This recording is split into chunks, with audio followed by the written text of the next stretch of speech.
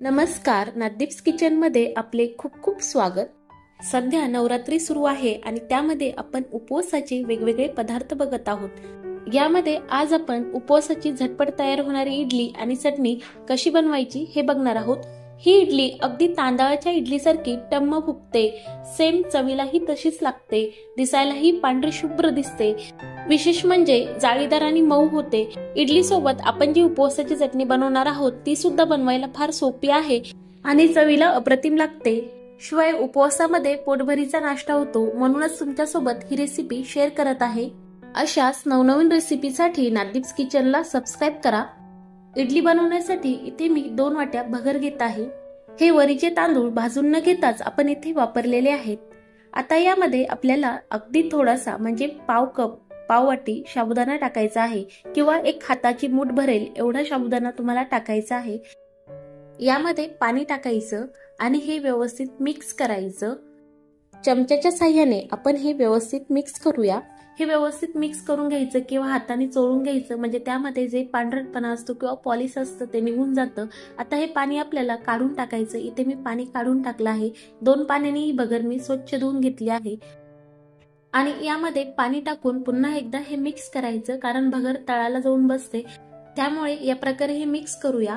यावर झाकण ठेवायचं आणि आपल्याला हे भिजवत ठेवायचं. इथे मी हे 5 तास भिजवत ठेवणार आहे.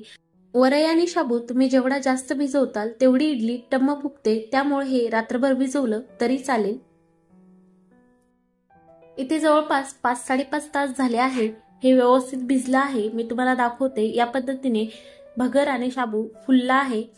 यावरच तुम्हाला थोडंसं पाणी दिसतं, तुम्ही ते गाळणीच्या साहाय्याने सेपरेट करा आणि मगच हे मिक्सरच्या जारमध्ये टाकायचं, जेणेकरून त्यामध्ये पाणी राहणार नाही आणि आपल्याला व्यवस्थित बॅटर मिळेल.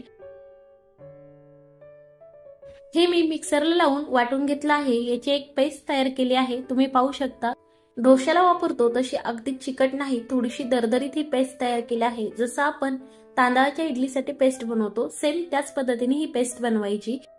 ही आपण मिक्सिंग बाउल मध्ये काढूया. या पद्धतीने तुम्ही एकदाच इडलीचं बॅटर बनवून फ्रीज मध्ये ठेवून 9 दिवस तुम्हाला पाहिजे तेव्हा इडली बनवू शकता, म्हणजे तुमची मेहनत आणि वेळ दोन्ही वाचेल. यामध्ये मी सेंधव मीठ टाकत आहे. सर्वात महत्त्वाचं म्हणजे या बॅटर मध्ये आपल्याला थोडं सुद्धा पाणी ऍड करायचं नाही. यामध्ये मी पाव वाटी दही टाकत आहे. जर दही फारसं आंबट नसेल तर तुम्ही अर्धी वाटी टाका. दही यामध्ये व्यवस्थित मिक्स करून घ्यायचं आणि दही व्यवस्थित मिक्स झालं की त्यामध्ये आपण 1 चमचा बेकिंग सोडा टाकत आहोत. बेकिंग सोडा टाकल्यानंतर फास्ट मध्ये आपल्याला हे एकाच डायरेक्शननी मिक्स करायचं. जर तुम्हाला बेकिंग सोडा नको असेल तर तुम्ही इनो टाका किंवा दोन्ही नको असेल तर तुम्ही 1 वाटी दही टाका आणि 4 ते 5 तास हे बॅटर असंच भिजू द्या. इथे मी स्टीमर मध्ये आधीच पाणी गरम करायला ठेवलं होतं. त्यामध्ये इडलीची प्लेट लावूया. या प्लेटला मी तेल लावून घेतलं आहे आणि त्यामध्ये इडलीचं बॅटर सोडत आहे. सेकंड प्लेट सुद्धा मी लावून घेतली आहे. त्यामध्ये सुद्धा मी इडलीचं बॅटर सोडत आहे. 2 वाटी भगरीपासून इथे 16 इडल्या तयार झाल्या आहे, म्हणजे 2 व्यक्तींचा पोटभरीचा नाश्ता. इडली वाफायला ठेवली तोपर्यंत आपण इडली सोबत खाण्याची चटणी बनवून घेऊया. त्यासाठी मी इथे 1 वाटी खोबरं घेतलं आहे. तुम्ही ओलं किंवा सुकं कुठलंही खोबरं घेतलं तरी चालेल. त्यामध्ये 4 ते 5 हिरव्या मिरच्या आणि 2 इंच आलं टाकत आहे. सोबतच 1 चमचा जिरे टाकत आहे आणि 1 चमचा सेंधव मीठ, 1 चमचा साखर आणि अर्धा लिंबाचा रस. साखर आणि लिंबाचा रस टाकल्यामुळे ह्या चटणीची चव छान लागते. हे आपण मिक्सरला लावून वाटून घेऊया. इथे मिक्सर मधून मी पाणी न टाकताच हे एकदा वाटून घेतलं आहे. या पद्धतीने हे थोडं जाडच वाटलं गेलं आहे. यामध्ये मी 1 छोटा उकडलेला बटाटा टाकत आहे. इथे बटाटा टाकणं पूर्णपणे ऑप्शनल आहे, पण तुम्ही बटाटा टाकल्यानंतर चटणीची चव बघा फार छान लागते. पाणी टाकून पुन्हा एकदा वाटून घ्यायचं. इथे हे वाटून तयार आहे. तुम्ही पाहू शकता मस्त अशी पेस्ट तयार झाली आहे. आपली इथे चटणी तयार आहे. या चटणीला आपण सेपरेट बाउल मध्ये काढूया. इथे चटणी तयार आहे, पण चटणीला तडका द्यायचा आहे. त्यासाठी तडका पॅन मध्ये मी तेल गरम करायला ठेवलं आहे. त्यामध्ये अर्धा चमचा जिरे टाकत आहे. 7 ते 8 कढीपत्त्याची पानं. कढीपत्ता आणि जिरे तेलामध्ये व्यवस्थित तडतडले की त्यामध्ये टाकूया अगदी थोडीशी कोथिंबीर. कोथिंबीर सुद्धा तेलामध्ये हलकीशी फ्राय करून घ्यायची. इथे आपला तडका तयार आहे. गॅस बंद करूया आणि तडका लगेच आपल्याला तयार केलेल्या चटणीमध्ये टाकायचा आहे. इथे मी चटणी शिजवली नाही, कारण आपण बटाटा टाकला आहे, त्यामुळे ही अशीच चांगली लागते. तुम्ही फक्त वरतून तडका द्या. तडका चटणीमध्ये व्यवस्थित मिक्स करूया. किती मस्त आणि सुंदर दिसत आहे. इथे आपली परफेक्ट अशी इडली सोबत खाण्याची उपवासाची चटणी तयार आहे. चटणी तर तयार झाली. पुन्हा इडलीकडे वळूया. इडली वाफायला ठेवून 9 ते 10 मिनिटं झाली आहेत. आपण चेक करून बघूया.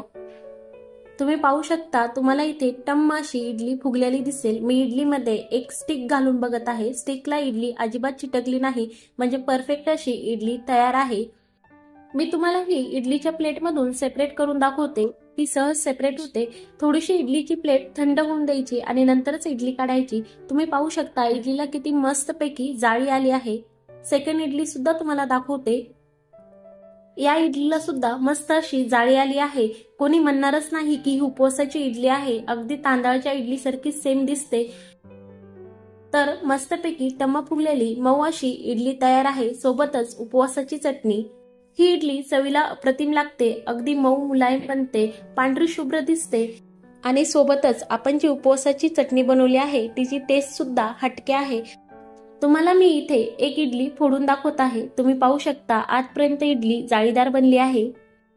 तर तुम्ही सुद्धा नवरात्रीमध्ये ही उपवासाची इडली आणि चटणी नक्की बनवून बघा आणि ती कशी झाली कमेंट्स करून नक्की सांगा.